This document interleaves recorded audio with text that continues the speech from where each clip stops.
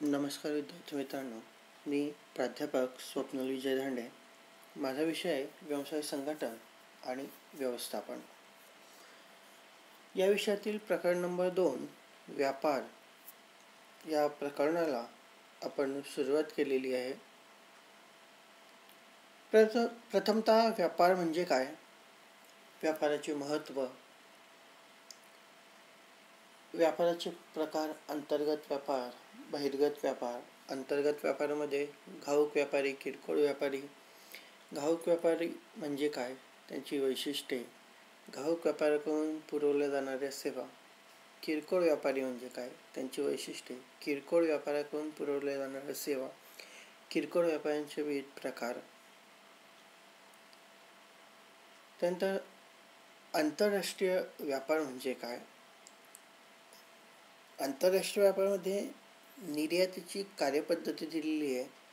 त्या निर्यातीच्या कार्यपद्धतीतील ज्या काही अवस्था आहेत, त्या अवस्थांमधील प्राथमिक अवस्था आणि नौभरणपूर्व अवस्था या दोन्ही अवस्थांचा अभ्यास आपण मागील व्हिडिओमध्ये केलेला आहे. तर विद्यार्थी मित्रांनो, उर्वरित ज्या निर्याती कार्यपद्धतीच्या अवस्था आहेत, नौभरण अवस्था, नौभरण पश्चात अवस्था, या दोघही अवस्थांविषयीची माहिती आज आपण जाणून घेणार आहोत. प्रथमतः नौभरण अवस्था.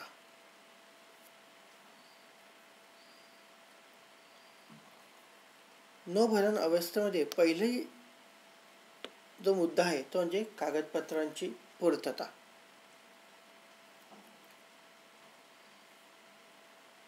निष्कासन व अग्रेसित अभिकर्ता जहाज बिल तयार करतात आणि कागदपत्रे निर्यात घराकडे सुपूर्द करतात.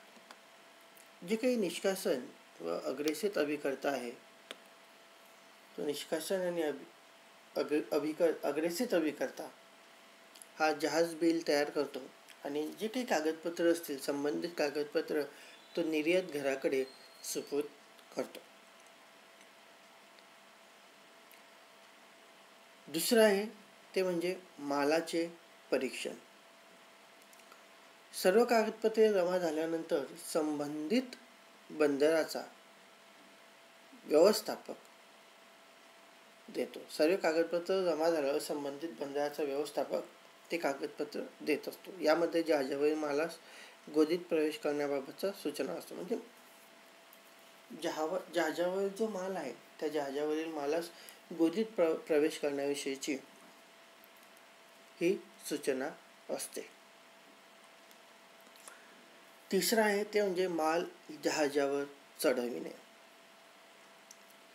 मालाचे परीक्षण झाल्यानंतर सीमा शुल्क निरीक्षक निर्यात करण्याचा आदेश देतो. निष्कासन व अग्रेसित अभिकर्ता सीमा शुल्क सुरक्षा अधिकाऱ्याकडून मिळवतो. म्हणजे सीमा शुल्क जो आहे तो अधिकाऱ्याकडून मिळवत असतो, ज्याला आपण लेट शिप ऑर्डर असे म्हणतो. जे जहाजावर माल चढविताना मालाचे परीक्षण झाल्यानंतर सीमा शुल्क निरीक्षक निर्यात करण्याचा आदेश हा देत असतो. त्यामध्ये निष्कासन व अग्रेसित अभिकर्ता सीमा शुल्क सुरक्षा अधिकाऱ्याकडून मिळवतो. जे माल जहाजावर चढविल्यानंतर जहाजाचा कप्तान व्यवस्थापकास दुय्यम रसीद देतो. जे काही माल आहे तो माल जहाजावर चढविल्यानंतर जहाजाचा कप्तान हा व्यवस्थापकास दुय्यम रसीद ही देत असतो. जे निष्कासन व अग्रेसित अभिकर्ता जहाज कंपनीकडून माल जहाजावर चढवण्याचे बिल घेतो. जो काही निष्कासन व अग्रेसित अभिकर्ता असेल, हा जहाज कंपनीकडून माल जहाजावर चढवण्याचे बिल घेतो. यामध्ये जे नौभरण अवस्थेमध्ये आपल्याला 3 अवस्था दिली आहे: कागदपत्रांची पूर्तता, मालाचे परीक्षण आणि माल जहाजावर चढवणे. नंतरची अवस्था आहे ती म्हणजे नौभरणा पश्चात अवस्था. म्हणजे नौभरणा पश्चात अवस्थेमध्ये आपल्याला जहाजावर माल चढवणे हे पहिली दिलेली आहे अवस्था. निर्यातदार आयातदारास माल पाठविल्याबद्दल जहाजावर माल चढवण्याचा आदेश पाठवतो. जो काही निर्यातदार आहे हा निर्यातदार आयातदारास माल पाठविल्याबद्दल जहाजावर माल चढवल्याचा आदेश पाठवतो. या कागदपत्रांबरोबर निर्यातदार आदेशपत्र, संवेष्टन केलेल्या वस्तूंची यादी, व्यापारी बीजक आणि रोख रकमेत रूपांतर न होणारी जहाजाची हुंडीची प्रत पाठवितो. ही जी काही कागदपत्रे आहे या कागदपत्रांबरोबर निर्यातदार आदेशपत्र, संवेष्टन केलेल्या वस्तूंची यादी, व्यापारी बीजक आणि रोख रकमेत रूपांतर न होणारी जहाजाची हुंडीची प्रत ही पाठवत असतो. नंतरची अवस्था आहे ते म्हणजे कागदपत्र सादर करणे. निर्यातदार सर्व आवश्यक ती कागदपत्रे बँकेला पाठवितो.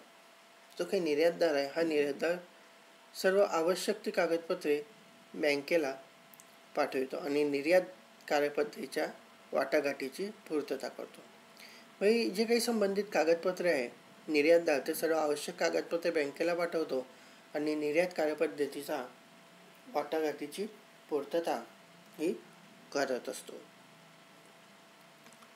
नंतरची अवस्था आहे तिथे म्हणजे लाभाची पूर्तता. संबंधित अधिकाऱ्याकडून निर्यात लाभ मिळवण्यासाठी निर्यातदार सर्व व्यवस्था करतो. जो काही निर्यातदार आहे हा निर्यातदार संबंधित अधिकाऱ्याकडून निर्यात लाभ मिळवण्यासाठी सर्व प्रकारची व्यवस्था ही करत असतो.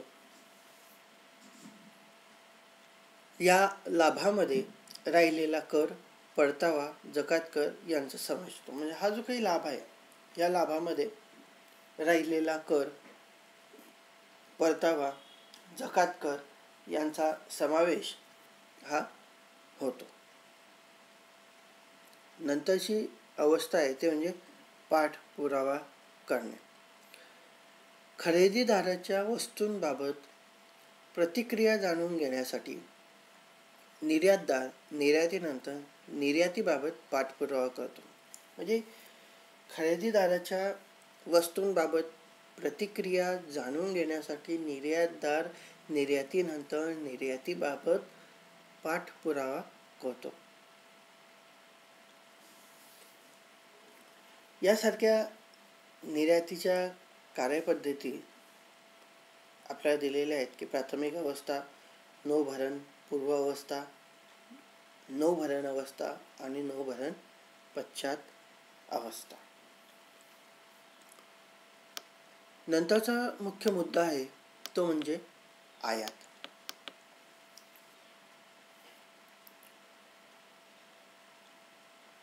आयात व्यापार म्हणजे एखाद्या विदेशी देशातून वस्तू खरेदी करणे असा होय. आयात व्यापार म्हणजे एखाद्या विदेशी देशातून वस्तू खरेदी करणे होय. आयात करण्याची प्रक्रिया, आयात धोरण वैधानिक आधारानुसार व्यापार देशापासून वेगळा आहे. जे काही आयात धोरण आहे हे आयात धोरण वैधानिक आधारानुसार व्यापार देशापासून वेगळा आहे. म्हणजे भिन्न देशांच्या आवश्यकता आणि रीतिरिवाज धोरणावर अवलंबून असतो.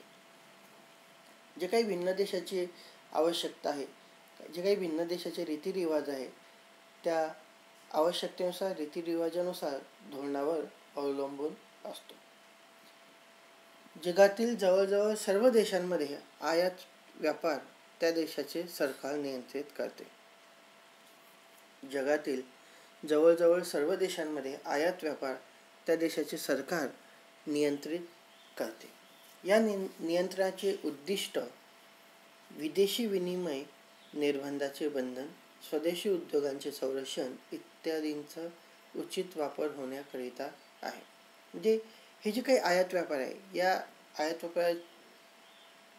आयात व्यापार आहे त्याचं जे काही उद्दिष्ट आहे ते म्हणजे विदेशी विनिमय निर्बंधाचे बंधन आणि स्वदेशी उद्योगांचे संरक्षण इत्यादींचा उचित वापर होण्याकरिता आहे.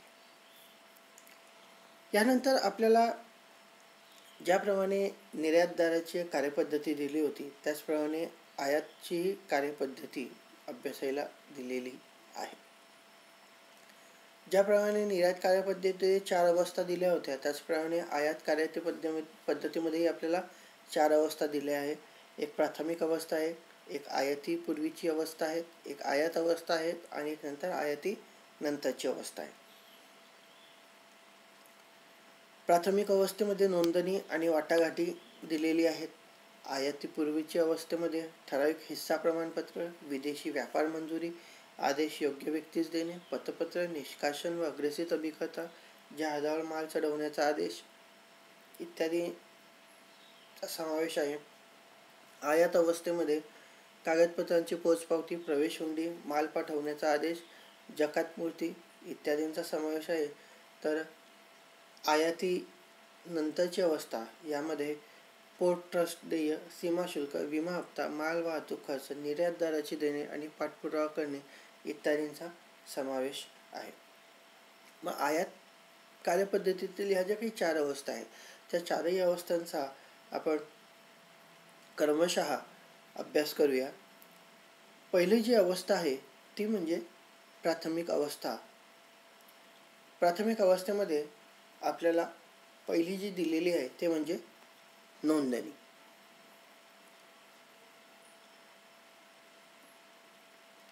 आयातदार स्वतःची नोंदणी पुढील अधिकाऱ्यांकडे करतो. जो काही आयातदार आहे हा आयातदार स्वतःची नोंदणी पुढील अधिकाऱ्याकडे करत असतो. कोणते अधिकारी आहे? पहिलं, परराष्ट्र व्यापार निदेशालय किंवा प्रादेशिक आयात निर्यात परवाना अधिकारीकडून आयात निर्यात कोड क्रमांक प्राप्त करणे. जे परराष्ट्र व्यापार निदेशालय किंवा प्रादेशिक आयात निर्यात परवाना अधिकारीकडून आयात निर्यात कोड तो प्राप्त करत असतो. दुसरं आहे आयकर अधिकाऱ्याकडून कायमस्वरूपी खाते क्रमांक मिळवतो, ज्याला आपण पॅन नंबर म्हणतो. आयकर अधिकाऱ्याकडून कायमस्वरूपी खाते क्रमांक मिळवतो. नंतर वस्तू आणि सेवा कायद्यासंबंधी प्रक्रिया. वस्तू आणि सेवा कायद्यासंबंधी प्रक्रिया. जे नोंदणी करत असताना आयातदार स्वतःची नोंदणी या पुढील अधिकाऱ्यांकडून करून घेत असतो. दुसरी जी अवस्था दिलेली आहे ती म्हणजे वाटाघाटी.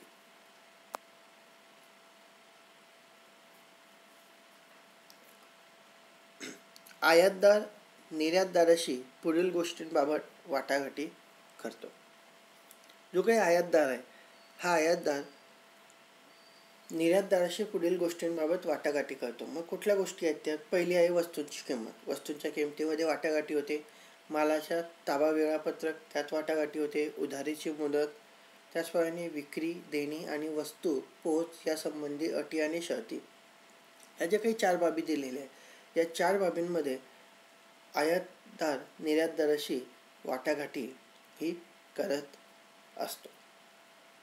जी काही प्राथमिक अवस्था दिलेली आहे त्या प्राथमिक अवस्थेमध्ये नोंदणी आणि वाटाघाटी या 2 मुद्द्यांविषयीची माहिती आपल्याला अभ्यासायला दिलेली आहे. त्यानंतर दुसरी अवस्था आहे ती म्हणजे आयात पूर्वीची अवस्था. आयात पूर्वीच्या अवस्थेमध्ये पहिली जी अवस्था आहे ती म्हणजे ठराविक हिस्सा प्रमाणपत्र. आयातदाराने सरकारी अधिकाऱ्यांकडून आयातीबाबत ठराविक हिस्सा प्रमाणपत्र मिळवणे आवश्यक असते. जो काही आयातदार असेल त्या आयातदाराने सरकारी अधिकाऱ्याकडून आयातीबाबत ठराविक हिस्सा प्रमाणपत्र मिळवणे आवश्यक असते. कारण काही वस्तूंना आयातीवर बंधने असतात. म्हणजे ज्या काही वस्तू आहेत त्या वस्तूंना आयातीवरती बंधने असतात. त्यामुळे आयातदाराने सरकारी अधिकाऱ्याकडून आयातीबाबत ठराविक हिस्सा प्रमाणपत्र मिळवणे हे आवश्यक असते. दुसरी जी अवस्था दिलेली आहे ती म्हणजे विदेशी व्यापार चलन मंजुरी. भारतीय मध्यवर्ती बँकेकडून आयातदाराने विदेशी व्यापाराची मंजुरी मिळवणे आवश्यक असते. जी काही भारतीय मध्यवर्ती बँक आहे, त्या भारतीय मध्यवर्ती बँकेकडून आयातदाराने विदेशी व्यापाराची मंजुरी मिळवणे आवश्यक असते. यासाठी आयातदाराने आपल्या बँकेमार्फत अर्ज दाखल करणे महत्त्वाचे आहे.